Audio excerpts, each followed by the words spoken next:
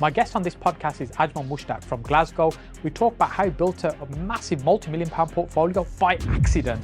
And we also talk about the opportunities, the advantages and disadvantages with commercial property versus residential, and maybe how in the UK we might be getting the worst end of the deal when it comes to property and space compared to Europe, maybe America as well.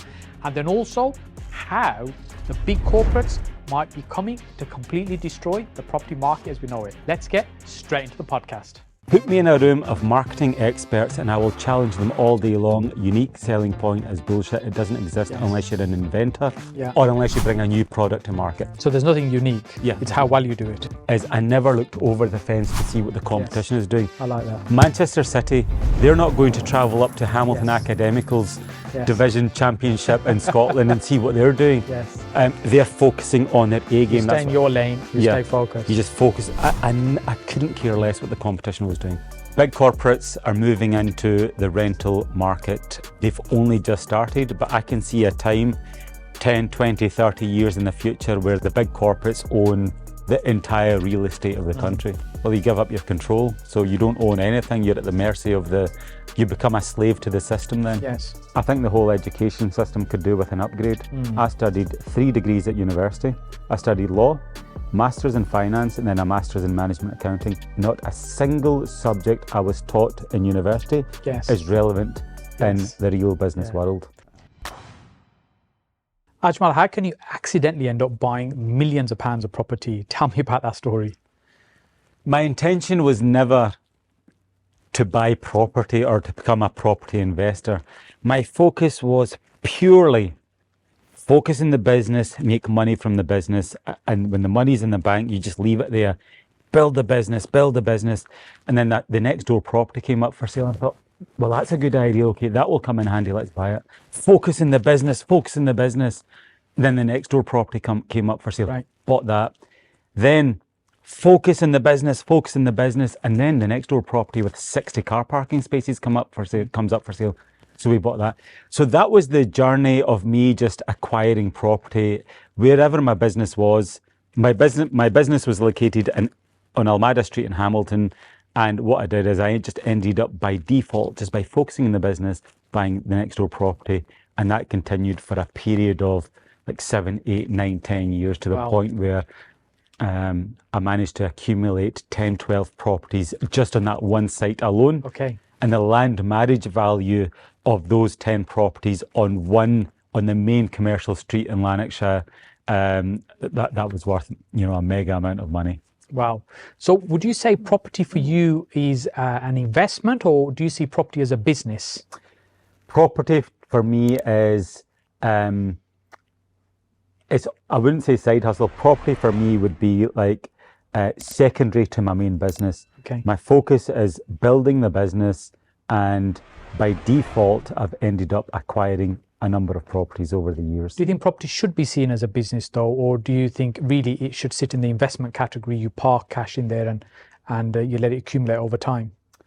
Well, the way you win in property, and this is my opinion, the way you win in property is you've got to play the long game. If you move into the property game thinking of flipping a property, making a quick buck here, a quick buck there, you might do that, but I guarantee at some point you're going to trip up and fail.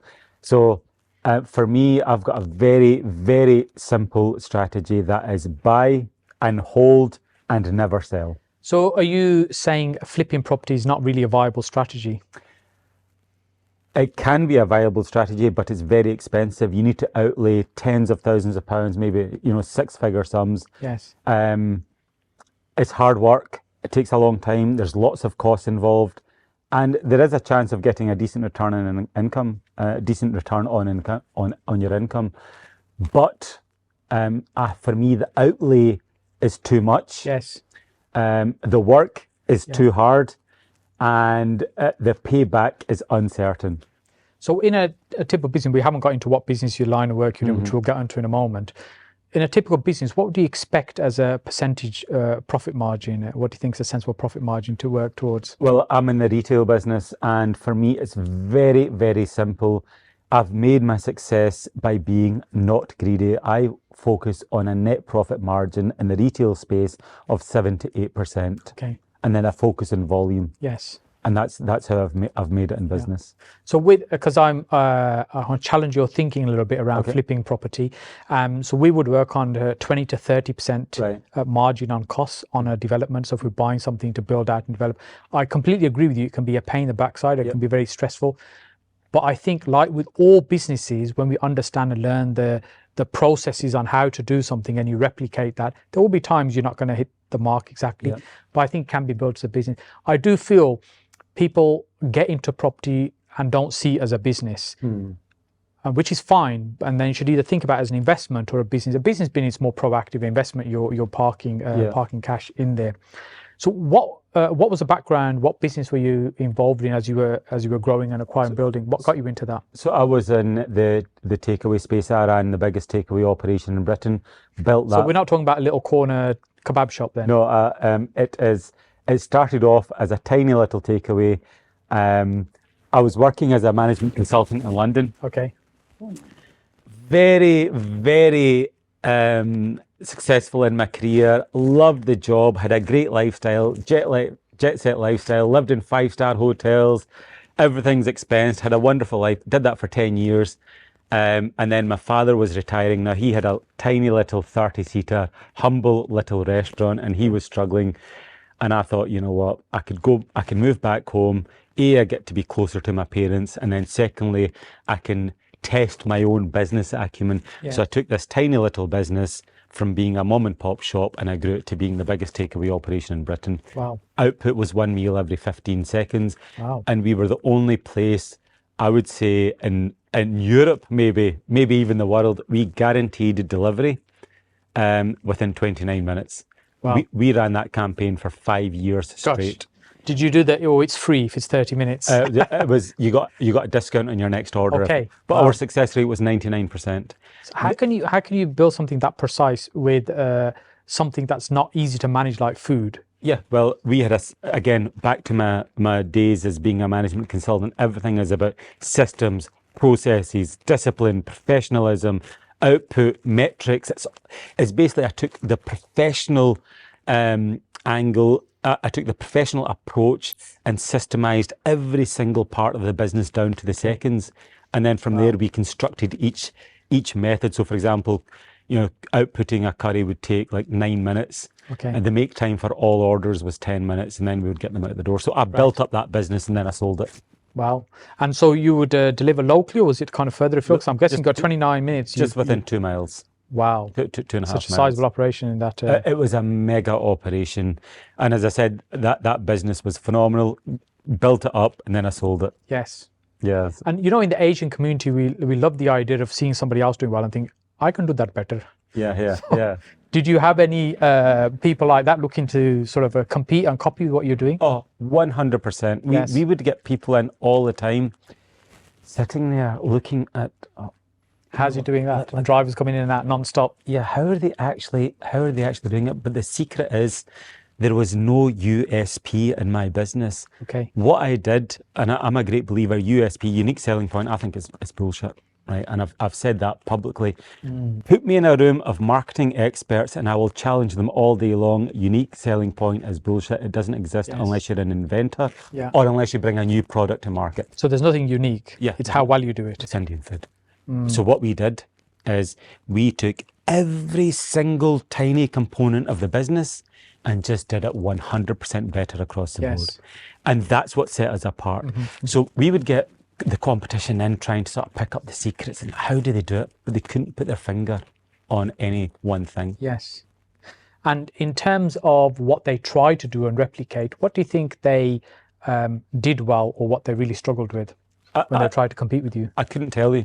I couldn't care less, because the one thing I never did in the 10 years I ran that business is I never looked over the fence to see what the competition is doing. I like that. Manchester City, they're not going to travel up to Hamilton Academical's division championship in Scotland and see what they're doing. They're focusing on their A game. You stay in your lane, you stay focused. You just focus. I couldn't care less what the competition was doing.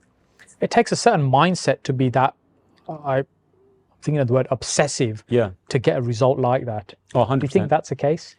Obsessive, you need massive investment, you need thick skin. there's just so many things that could have gone wrong, but to put all of those measures in place to enable us to deliver that was an incredible achievement. I didn't realize it then, but now when I look back, I think, bloody hell, that's impressive. Yes. But at the time, you're just doing it, you know. So. And did it take somebody else to point out to you, Ajmal, you're actually doing quite well, or would you say you recognized the growth as it was happening? I recognized the growth. I recognized the growth as it was happening, and then I was getting external acclaim, validation. We were winning awards. Okay. I was appearing in television. We were in the media almost every single week. Right. We were in the trade magazines like hundreds of times. Yes. It got to the point. Yeah. In the early days, I would look through a magazine, and if we were in the magazine, I would be like, I can't believe it. Yeah. We're in the magazine. Yeah. And then towards maybe 3, 4, 5 years in, I would look at a magazine, and if we were not in the magazine, I would be saying, I can't believe we're not in the magazine. The magazine would get thrown in the bin. So we got so much. We got so much publicity. It was great. So what led to that change? Because earlier we were talking about falling in and out of love of certain businesses and stuff. And so was there something that triggered, actually, it's time to get out? Yeah, so I had this dream of achieving a certain level, and I far exceeded that. Okay. And once you've gone beyond and you've ticked that box, there's no sense of satisfaction in keeping that going and going and going. Just naturally, I think I just fell out of love with it, and I needed the next challenge. Yes. And then I guess the returns becomes more finite in terms of you're putting massive effort for tiny tweaks at that point. Yeah, that business was so big in one location. For me to pick that up and replicate it across the country would be far too challenging. It was too complex an operation to replicate. So do you think the new owners have taken it to a different level, or just kind of just operating? Well, the new owners have bought it, and they basically bought probably the most amazing takeaway methodology in the country, and they own a number of other restaurants, so they could copy and paste the methodology, which is worth a lot of money. That's the valuable bit. Into other into their other operations. Yes. So we're talking about USP and not the no such thing, but in reality, I would say that is your USP. You've built this thing, a process, a system that can now then be replicated. Somebody else can copy it. That is the USP that most don't have. So you can walk into any other takeaway that's doing quite well, but they probably don't have the system processes. I would say those businesses are built on luck. It's just right timing, right place, rather than supreme business acumen.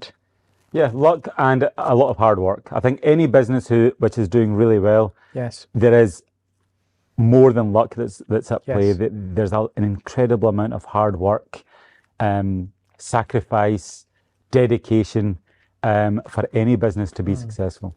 So you had the foresight to start parking money into property. Yeah. And what's your kind of view about property? No, let's go back. I didn't have the foresight to start parking money into property. The money was in the bank, and for me, the logical place to put it, the sensible place to put it was into property.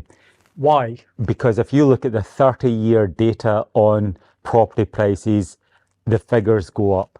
But is that something you were aware of, or is that something you were actively thinking about? Well, it's just everyone knows it. Yes. If you put property over time goes up in value. It goes up. Do you think it's going to carry on going up? 100%.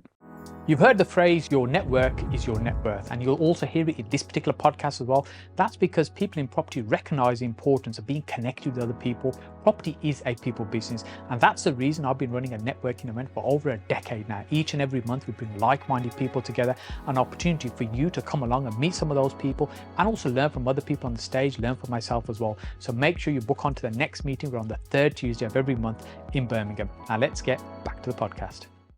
There will be times, I think in the last 30 years, there's been times where there's been a dip that's lasted maybe 5-6 years. And then there was another dip that lasted 2-3 years. But on the whole, over a 30-year period, there has never been a decade where the prices have actually gone down. So my father's generation, my grandfather's generation, when they first came to the country in the late 50s, 60s, that sort of era, they would tell me that a property would be about 4 times an annual year salary. Right. But now it's in excess of 10 times an average salary. Is that really sustainable? The market will shift.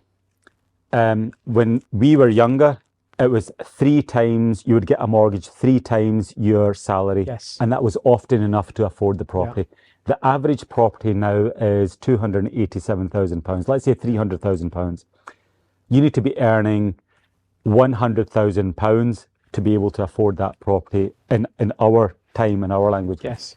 Although the properties are now much more expensive, but the mortgage market will change. Now you're getting 1% deposit, 99% mortgages. You'll get, buy to help, Help to buy. Help to buy schemes. So there's a number of other schemes that are now in play to help people get onto the property ladder. And now you've also got like 35-year mortgages. Back in our day, it was 21. years, yeah. I say back in our day as if they're old. So like 20 years ago, you'd get a 21-year mortgage. Yes. You could push it to a 25, but now you get 35-year mortgage. So do you think the framework around being able to afford property, because what drives it is finance. Yeah. Finance is what drives the property market. If there's a lack of liquidity in the market, property market just slows down. Yeah. Uncertainty, fear, all these things slow the market down.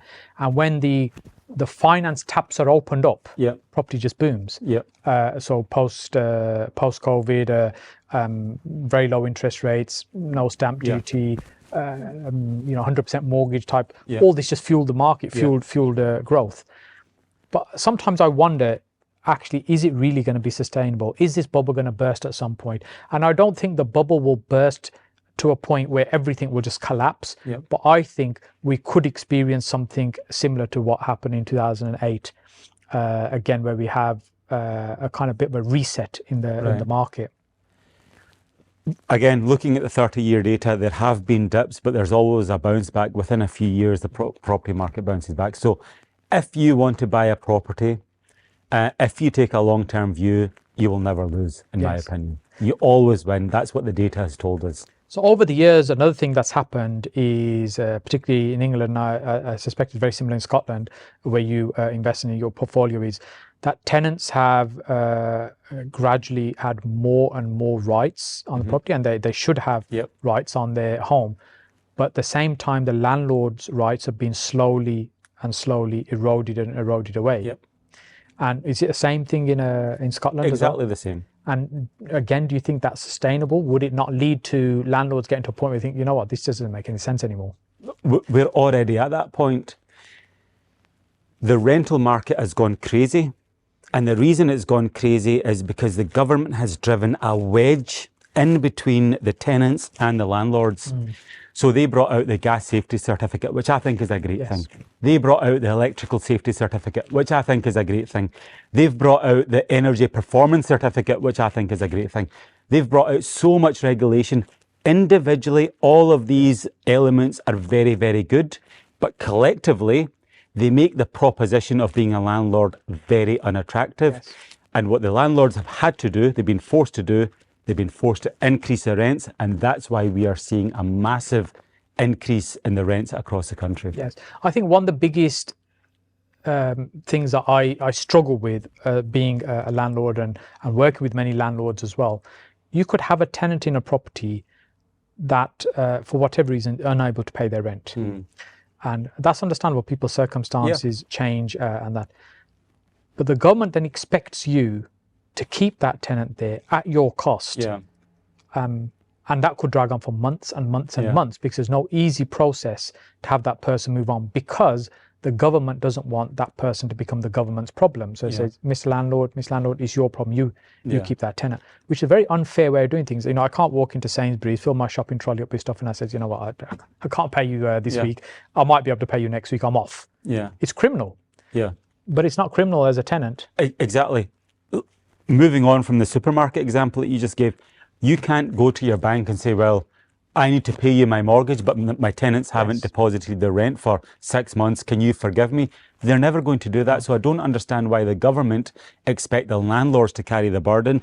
They have been carrying the burden. Many of them are throwing in the towel, and that's why you're seeing so many landlords just leave the rental market. Do you think that's going to lead to some of the big corporations now that are kind of peering over, thinking this looks very interesting, this private rental sector, and that will change the landscape? Big corporates are moving into the rental market, and they've only just started, but I can see a time 10, 20, 30 years in the future where the big corporates own the entire real estate of the country. Do you think that would be a good thing, or because of the standardization in how accommodation works? Well, you give up your control, so you don't own anything. You're at the mercy of you become a slave to the system then. Yes. We're already a slave to the monetary system through debt, and now there is a chance that we could become slaves through rent to the corporate landlords as well. Yeah, I do believe the government's long-term agenda is to squeeze landlords out of this business and for the bigger corporates to step in. That's what they want. They want large scale landlords that own tens of thousands of properties, not a mom and pop business with two buy-to-lets. Yeah. And making it so uncomfortable for them that it just doesn't make sense for them to keep property anymore. Yeah. And that's where we're at just now. There's so many landlords that I know that are just moving out of the market. There's also a lot of poor quality accommodation, and some of the regulation things we talked about squeezes those players out of the market. And I think that's a good thing. Excellent. Yes. That's happening. But in terms of general, our accommodation or quality accommodation or what we get for our pound, how do you think that fares to other places around the world? And the UK has the worst value for property anywhere in the developed world. Really? The property in the UK, on average, we get 38 square meters per person. In Germany, we get 46 square meters per person. In America, you get 66 square meters per person. Wow. So the UK statistically has got the worst value property anywhere in the developed world. 71% poorer than the United States, 21% poorer than that of Germany. Wow, that's crazy when you look at that that stat. And it's almost like it's designed that way because the minimum space standards stipulate about 39 square meters for a one-bedroom apartment. So you're like forcing and setting the standard that that's where it needs to be. Yeah, the houses are getting smaller, the gardens are getting smaller. And it's just it's a shame. I think there's so much free land in the country, yet the planning restrictions don't allow house builders to build, lots of houses across the country. There's so many elements at play that just restrict the housing market. What do you think the agenda is there? Because you hear this term that we're living on an island, they're not bringing any more land, you should buy property, there's a shortage of housing, there's shortage of accommodation. We're like, what, 300,000-400,000 houses per year that we need, and we're nowhere near building that sort of volume. The new government is kind of making all this noise. Let's see what happens. Yeah. And when you look at the country, the vast majority, probably in excess of 90%, is not built on. Yeah. What do you think is the issue here?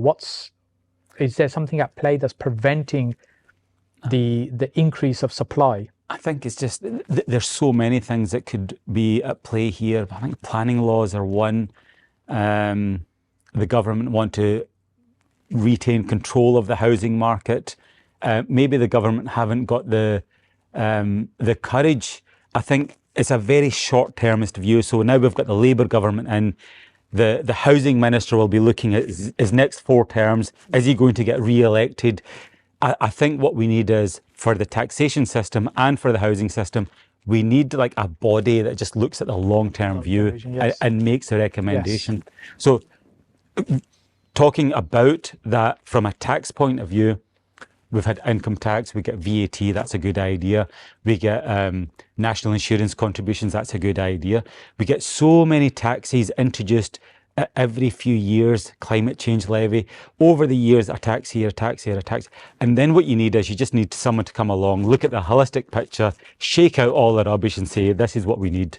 And that's not happening in the housing market, and it's not happening in the... But do you think there's any possibility that could happen? Is that just so unrealistic? It's idealistic. I think the system is too mature and too centred around short-term politics for that to ever happen. And the system has just become very, very complex, just as you mentioned, tax. It is so complex, and they have this line, tax doesn't have to be taxing. Yeah. It's amazingly complex. And there's so many different types of tax. When you probably think about how much money you pay in tax, when all the different taxes, you probably end up with a tiny percentage, I don't know what the figures are, that you actually end up with a net figure in your pocket, as it were. Exactly. So so much money goes, you name it, from business rates, income tax, personal tax. I used to say the only thing we don't get taxed for in the UK is actually walking. And then someone corrected me, there's VAT on shoes.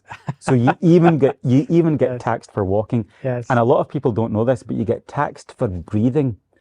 Businesses have to pay a climate change levy to the government.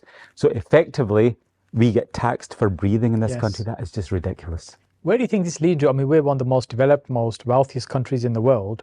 Where is this leading to, do you think? So there's many friends I have conversation with, and there's cases, Sajid, I just want to find a way of getting out of this country. And you know, they're looking for warmer climates for one, and somewhere where they're much more business friendly environments. And there's so many attractive places around the world now. Yeah. I think that Britain is not as attractive as it used to be. No. It is, for anyone thinking of doing business, it's now very, very hard. And the tax burden, personally and on businesses, is now reaching breaking point, which is why a lot of the big companies are moving offshore, or they've got offshore offices. I think if you're working in Britain, if your business is in Britain, you should be paying taxes here. Yes. And I also think the tax should be a lot less, but the penalty should be a lot more. So everyone should pay tax in the UK. So if you're earning money in the UK, you pay tax in the UK, you pay less tax. But if you're dodging tax or doing anything illegal, the penalties should be much more severe. And I think if all the big companies start paying their fair share of tax, I think everyone's tax burden can come down. You know, you'd get my vote as Prime Minister, but looking at it from a more realistic perspective, what's that say for the next generation then? I don't know. It's getting, are they stuffed? It seems to be getting worse and worse, which is why the young are slightly disenfranchised against the establishment. Student loans have gone through the roof. The price of houses has gone through the roof. The tax burden's through the roof. How are they even supposed to live? I know youngsters that work for me, 19, 20, they don't go out. They just can't afford to go out the weekends. Whereas when we were younger, people would go out every Friday, Saturday. They'd go to the restaurant, and then they'd go to the pub, and then they'd go to the disco. I didn't, but that was generally the trend. Yes. You would drive down the high street on a Friday, Saturday night, and there'd be hundreds, thousands of people out and about. It doesn't happen anymore. You just can't afford to go out. Yeah. And what do you think that's doing for the mental health of the younger generation? I think it can't be good it can't be good. If life is a struggle, that can only exacerbate your mental health issues. Yes. So yeah, I think it's not a good time if you're I think it is difficult for the younger generation. When we look back, I think we are at a point where if you have the aspiration, the drive to want to start a business, there's never been an easier time to start. Yeah. But what isn't attractive is the environment and the climate, and there's no encouragement to do that. Yeah. In terms of business, entrepreneurship, money, accounting, very little of this is actually taught in schools. Yeah. What's your thought? Do you think it should be left to whoever's interested in that kind of thing, or do you think it really should be more pushed on people to have this kind of basic understanding of money at least? I think the whole education system could do with an upgrade.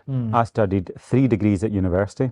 I studied law, master's in finance, and then a master's in management accounting. Not a single subject I was taught in university is relevant in the real business world.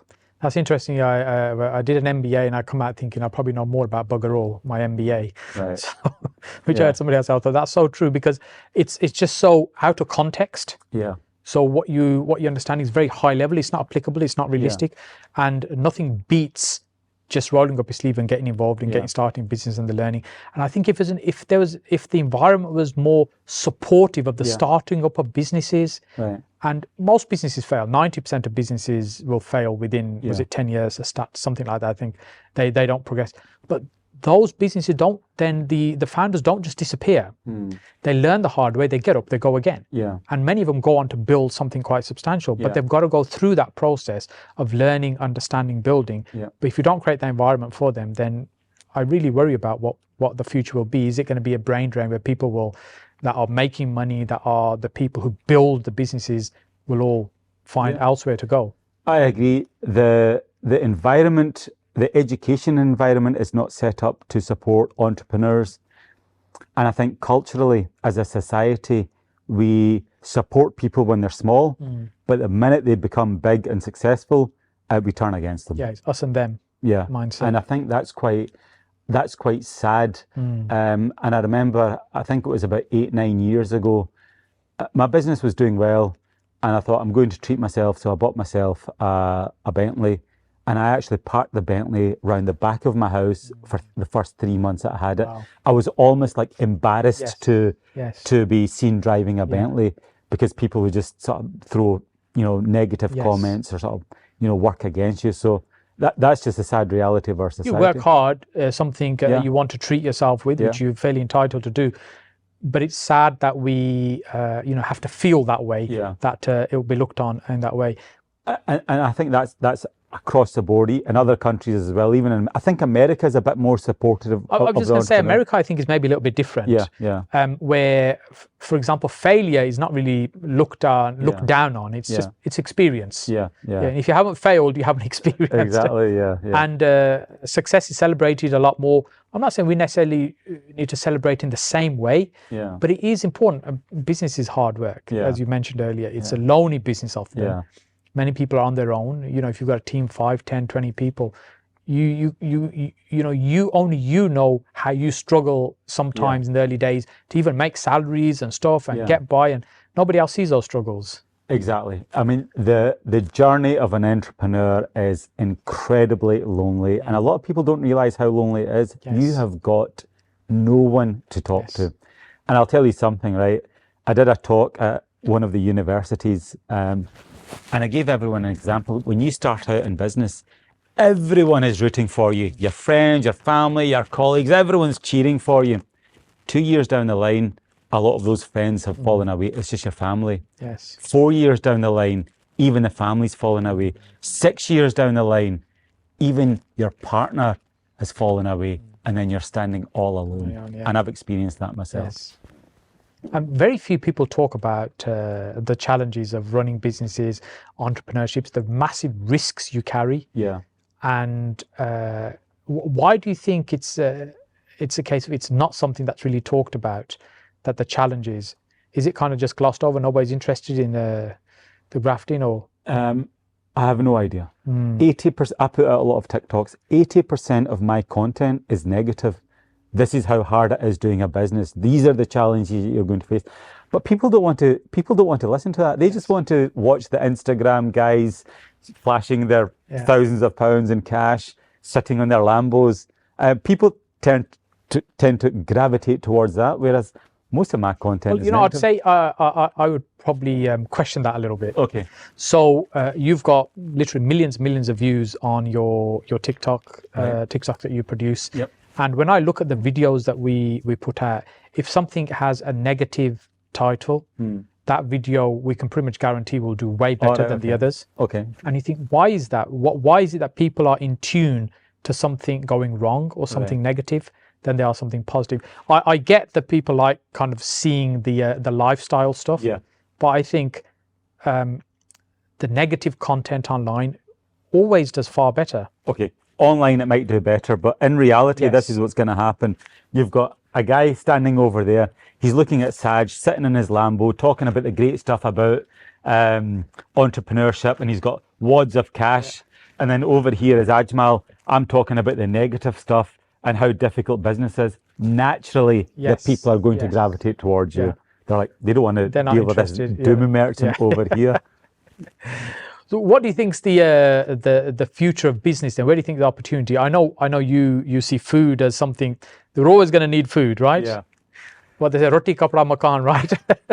So I'm in the food business, and I think that is a fantastic business to be in. And the reason is, people think about food 3 times a day, all day, every day. That's all they think about. If I get my car MOT'd in the garage, or if I get my car, serviced or something, I'm not going back to that place for a year.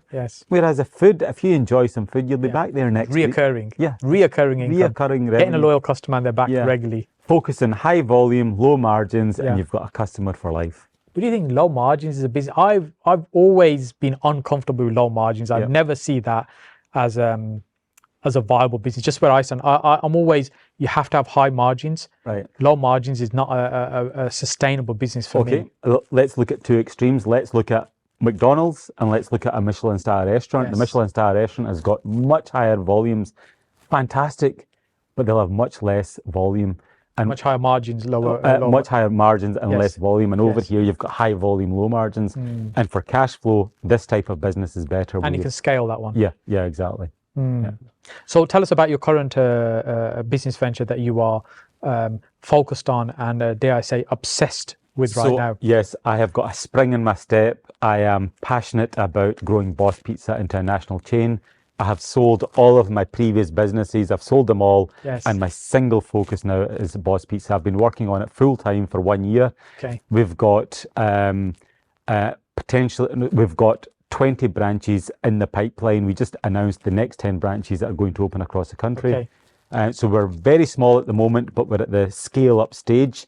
And this time next year, you should see a Boss Pizza store in every major city in the UK. What made you think about pizzas? I know, we love pizzas in this country. Yeah. But what is it? Why pizzas are not something else? Pizza is a £3 billion market. Right. And the most important thing is nobody is offended by a slice of pizza. If you look at Indian food, if you take a group of 10 people going for Indian food, there's always one or two people that say, no, I don't like Indian food, it's too spicy. Yeah. If you take 10 people and say, oh, we're going for sushi, there's always one or two people, oh, I don't like raw fish. Yes. So every cuisine has got its one or two people who don't like it. Whereas pizza is very neutral from that point of view. It doesn't offend anybody. No one is offended by a slice of pizza. That's interesting. It's mass market. And where do you see yourself in terms of the product? Sort of an entry level, mid range, kind of a premium product. Tell me about the business, the model. How is it different? Why take this route? It's very simple. We are going after the Domino's market. They are the industry leader, and we have pitched ourselves. We have pitched the Boss Pizza brand against Domino's. So at this moment, we're tiny, but we will be growing steadily over the next few years. So our pizzas are quite similar to Domino's. So it's that standard, good, sort of reliable level of pizza. We're 40% bigger. We're 50% cheaper. Wow. And our dough is fresher. So we're bigger, better, fresher. Our dough is made fresh every day in the store. And a business like this, with your previous experience, you're bringing in the skill and understanding of systemization and building systems and processes that are scalable. Yeah. So that from where I'm sitting, that looks like a fantastic idea. Yeah. What challenges do you see in achieving the growth that you want to do? The biggest challenge for us is going to be getting the correct franchisees on board. Now, we can roll out hundreds of stores. That's not an issue. We've got the capability for that. But the right franchisee can make or break. Sorry, a franchisee can make or break, the success of the branch. And if you've got a good franchisee, that could do wonders for your brand. Describe a good franchisee to me. A good franchisee is someone who follows the system, doesn't try to shortcut any of the processes, and spends the correct amount of money in marketing. I was once described a perfect franchisee as a non-entrepreneur. Yeah. Someone who doesn't want to be an entrepreneur. Yeah. And especially somebody like from a military background is perfect to run a franchise. They understand following instructions and they'll deliver. Because really what you're saying is, look, I don't want you to be a entrepreneur coming up with 20 different ideas on how to make it better and taste better and deliver it faster. Yeah. Saying, I've got a formula that works. Yeah. You just need to follow the formula and implement it so we can scale it. Yeah. So it's about implementation. Exactly. And with entrepreneurship and when people start in businesses, what do you think are some of the traits that are really important that make them succeed, and also traits that lead to downfall as well to entrepreneurs? Traits, I think you need to work in. You need to have the ability to be working very, very hard, long hours, for sometimes years. I can see you frowning and the pain on your face. Yeah.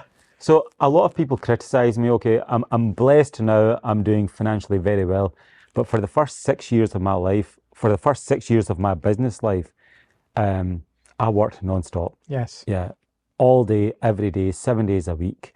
I've yet to meet a successful entrepreneur that hasn't been obsessive about getting to where they are. Yeah, and all of these gurus online, earn £10,000 a month, sitting on a beach with a laptop. That, you're right, I've never come across anyone who's earned decent passive income in a passive state. It just doesn't happen. You have to graft. Yes, it is an iceberg thing that you tend to see the success a little bit poking out, but you don't see everything that's underneath that is taken to build that, to get to that point. Exactly. You know, it takes, was it the saying, it takes 10 years to be an overnight success. Exactly, yeah. And that applies to any endeavor. You look at Usain Bolt standing in the podium with a gold medal around his neck. What we don't see is the lifetime of sacrifice, missing out on all the parties, the weekends, waking up at 4 a.m. to do the runs and training. So what we don't see is, you're right, all of the hard work, and that applies to any endeavor: football, sports, business, education. No matter what endeavor it is, you have to sacrifice. So when you look at the Williams sisters, Tiger Woods, and many other sports celebrities, their parents were instrumental from a very young age to make them world-class, outstanding. Yeah. And do you think with business and entrepreneurship, is that a born skill, or do you think the environment creates that kind of person?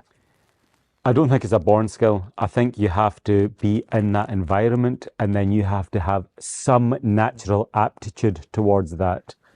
So for example, I consider myself a business geek. I could talk about business all day long, but if you ask me to talk about IT or computing or code, I know nothing about that. I just can't get involved in that. So whereas you've got some guys, you've got some 18-year-old kid sitting in a bedroom that's hacking into NASA. He's just got that mindset. Yes. I've got that business mindset. So I think sometimes you've got the natural aptitude, and if you have, you should really go for it. Yes. Ajmal, this has been a fantastic conversation. I love this. Entrepreneurship is, I think, something we should have more on the podcast. Yeah. But we're very property focused. You know, I see property as a business, and for us, it is a business. So we take business principles, ideas, and apply them to property. So yes, there's an element of investing as well, but also it's a case of how do you build businesses within property. So this has been fascinating and slightly different as well. So Ajmal, you started off buying a commercial property by accident. Mm-hmm. And then have you just stuck with commercial property, or you've done it in residential as well? No, I've got residential as well. I've got both. Why both? If you were just parking money into property that was next door, so what got you thinking about maybe it needs to be some residential in there as well? Well, I had a big team working for me, and I thought, well, if I buy residential close by, at least I can then attract employees if I've got accommodation for them as well. So it's still linked to your main business. So it wasn't a case of, right, let's go off and invest in property. It's a case of the property will serve your current business. And in terms of which I prefer commercial over residential all day long. Why would you do that? Commercial property is so much easier than residential. There is very little regulation. And when you get a tenant in a commercial property, they tend to stay for years. You know, so if someone's got an established business, they'll stay there for years. And the best thing about commercial property is you get full repairing and insuring leases, which basically means if anything goes wrong, it's the tenant's responsibility. If you've got a leaky roof, if the light bulbs are out, if there's, no matter what goes wrong with the property, it's a tenant's responsibility to get it fixed. Whereas in a house, if anything goes wrong, even to the extent of changing a light bulb sometimes, that is the responsibility of the landlord. So I prefer commercial. I hear what you're saying about residential, and I get what you're saying. But with commercial, you need much bigger deposits to get into it in terms of funding it. Your voids could be way, way longer. Like, you know, in a residential property, you might have a void of a few days, a week, a month if it's if it's a property you struggle with. But you could have a commercial property that's vacant for months and months. Yep. Every cloud has a silver lining. So I've said I prefer commercial property all day long, but there is a big downside. If your property is sitting empty for a considerable period of time, that is enough to cripple you financially on business rates alone. Yes. And then the other thing is, yep, you're right, it takes longer for a commercial property to be let out compared to residential. So at this moment in time, 2024, I've got 2 properties lying empty. The commercial property, very little interest. The residential property is going to sit empty for a matter of days. It's going to get snapped up very quick. Yes. So yes, although I do agree, although my opinion is commercial is much easier, there is a bigger downside compared to residential. So earlier we were talking about probably 90% of businesses fail. So I never have that worry about I have very little worry that my residential tenants will get into a financial position we may not be able to pay. But in business, there's a higher chance that your tenants may not be able to pay you and they go out of business. So a lot of the commercial leases I've got tied to personal guarantees. Okay. The last thing you want for a commercial lease is to have a lease with a limited company where they can walk in. If the business doesn't do well, you give them the green light to just walk out. Yes. Commercial leases should be linked to a personal guarantee. And what type of commercial property do you like? Because when we talk about commercial, we're talking about everything other than something you live in. Industrial units and retail shops, they're the two, and offices as well. They're the three main ones that I've got. Which one of those do you prefer the most? I think retail shops. Okay. Because they tend to, they're a bit smaller. They, if business is going well for the tenants, they tend to stay there for years and years. With a shop, do you tend to develop it out? For example, put some apartments at the top or maybe a separate storage area at the back, or do you just look at the whole building and just rent it to one tenant? The great thing about commercial property, and I've done this for just about every commercial property I've had, I get the keys on the date of entry. I hand the keys over to the estate agent and I say, can you just rent that property out? They advertise it and they get the tenant and the tenant moves in. I don't have to spend an additional penny. I don't have to pick up a paintbrush. I don't have to get it painted, renovated, improved.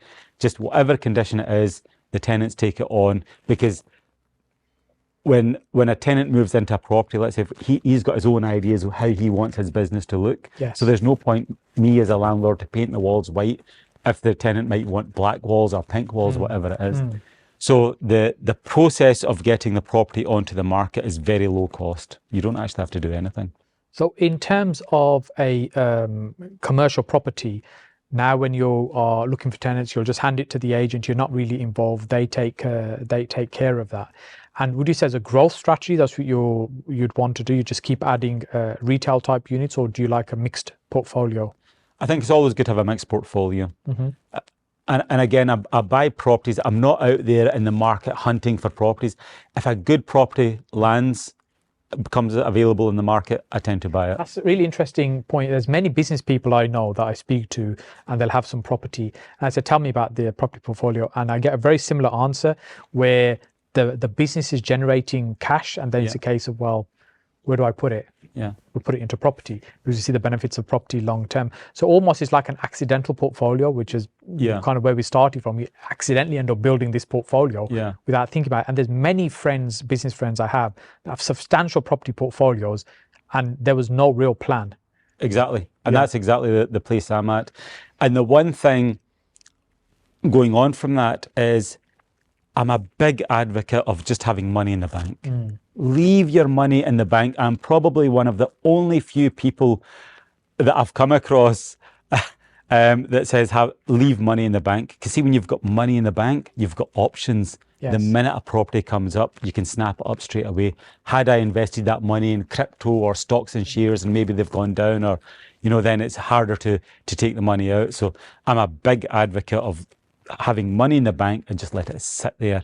And when the opportunity and time is right, you can jump on it. So we're talking about having money that's savings as opposed to having cash flow, surplus savings, cash flow. Yeah. Okay. So or profits. Yes. So in my case, the business is generating profits. The profits are just sat in account. And people are saying, oh, you get very low interest or you're losing money through inflation. I don't care. I don't care. Because when I was saying save money in the bank is the best thing to do, people are saying that's the stupidest thing to do. You should be putting money into investments like crypto. All the crypto brothers are investing heavily into crypto. They've all lost their money now, and I've still got my money minus maybe 8-9% inflation. That's okay. I've still got 93% of my money. I'm happy. In business, say cash flow is king. Having cash around you, and many businesses that go to the wall and go out of business is not because they had a poor business model or a poor product. Often it's just a lack of cash flow. Their inability to be able to generate cash.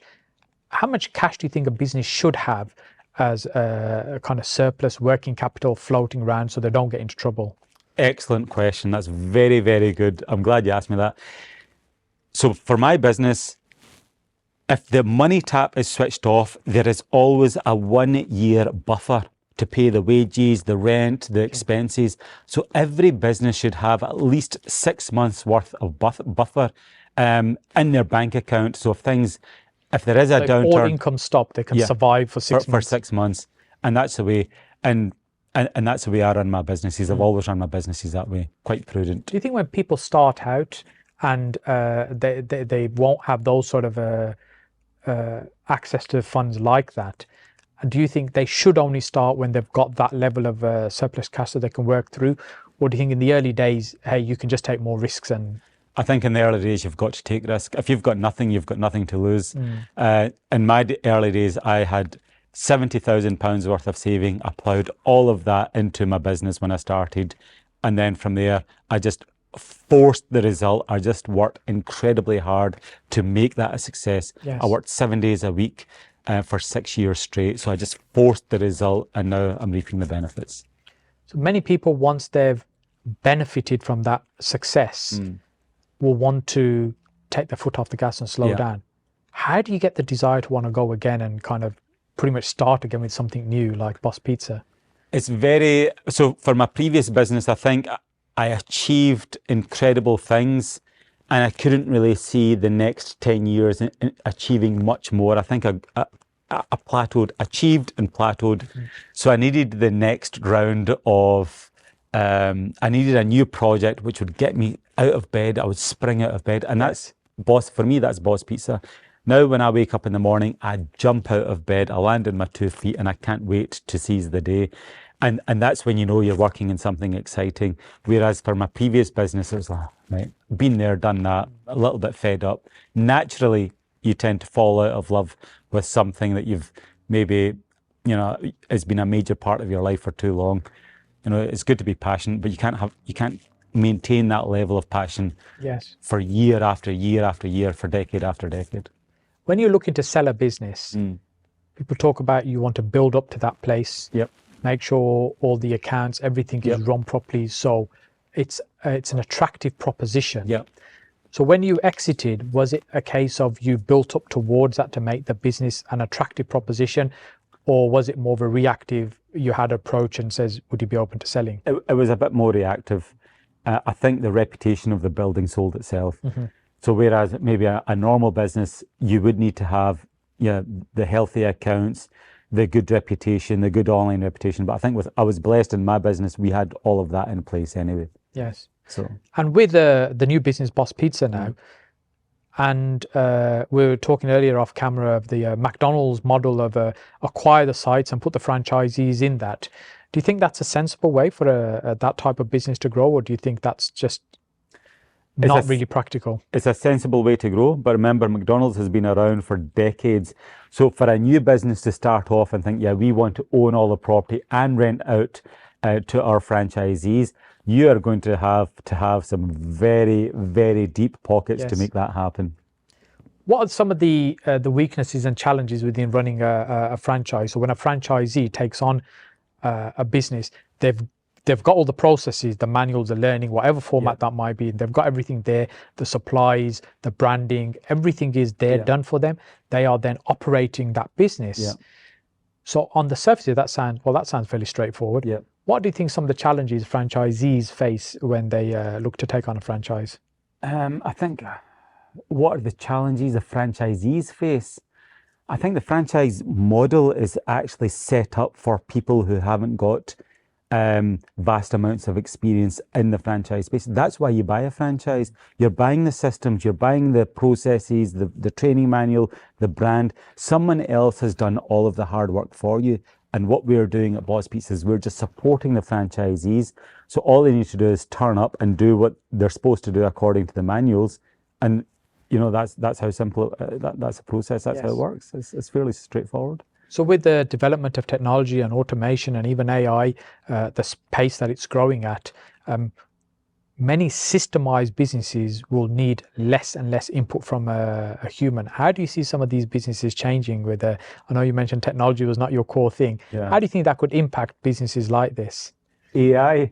And technology improvements generally. I think AI is going to be the next .com boom. Remember, Yes. back in the day, in the year 2000, the dot-com bubble burst, and people were saying at that point the internet is going to change the world. It took another 10, 15 years before we started doing online shopping, and everything's just on Amazon, and all the dating, everything now is on Acceptance. Yeah. Yeah. And I think with AI, we're at that point again. We know it's going to be really big, but no one has yet been able to put their finger on exactly how it's going to change our life. I think it's a fascinating space. So do you think there's an opportunity for early adopters, or do you think it's way too early? Huge opportunity for early adopters. I was having this conversation last night with an IT consultant.